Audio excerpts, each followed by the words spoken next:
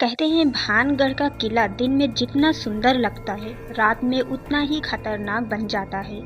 और जो भी वहां सूरज ढलने के बाद गया वो कभी वापस नहीं लौटा।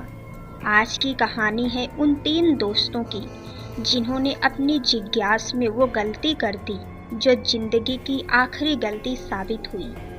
अर्जुन, निखिल और समीर, तीन कॉलेज फ्रेंड जिन्होंने सुना था कि भानगढ़ का किला भारत की मोस्ट हॉन्टेड प्लेस है। सब हंसते थे, मजाक उड़ाते थे।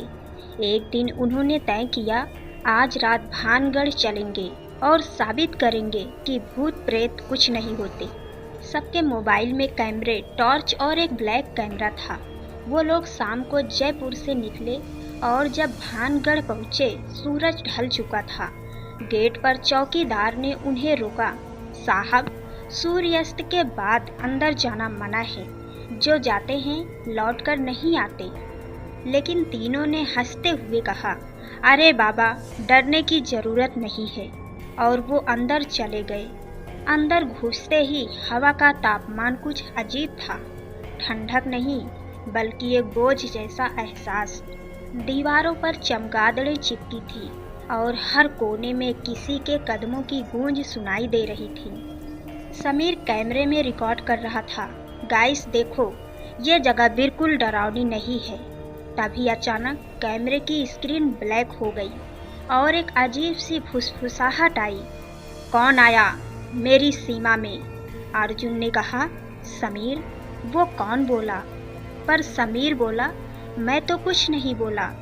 धीरे धीरे उन्हें एहसास हुआ कि वो उसी जगह पर हैं जहां कभी तांत्रिक सिंघिया ने राजकुमारी रत्नावती पर जादू करने की कोशिश की थी।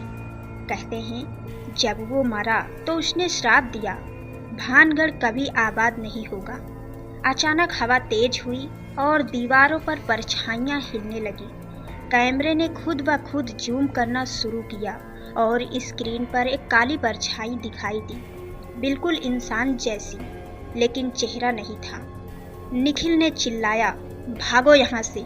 लेकिन रास्ता वही नहीं रहा जो आते वक्त था, जैसे कोई भटकाव कर रहा हो। तीनों के पास एक ही टॉर्च बची थी। वो महल के अंदर भागे जहाँ एक पुराना मंदिर था। मंदिर के अंदर घुसते ही दीवारों पर कुछ संस्कृति के अक्षर खुदे थे, जो यहाँ आया वह यहीं रहेगा। उसी वक्त अर्जुन की टॉर्च बंद हो गई। अंधेरे में समीर ने महसूस किया कोई उसके पीछे खड़ा है।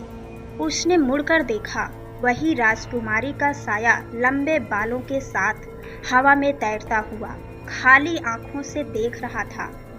समीर का कैमरा जमीन पर गिर गया और उसके बाद सिर्फ चीखें थी। अगली सुबह सुरक्षा गार्ड ने देखा, गेट खुला था लेकिन अंदर कोई नहीं था। जमीन पर कैमरा पड़ा था जिसकी रिकॉर्डिंग में सिर्फ एक आखिरी आवाज थी, मत आना यहाँ, वो अब भी यहीं है। पुलिस ने सर्च किया, तीनों का कोई सुराग नहीं मिला।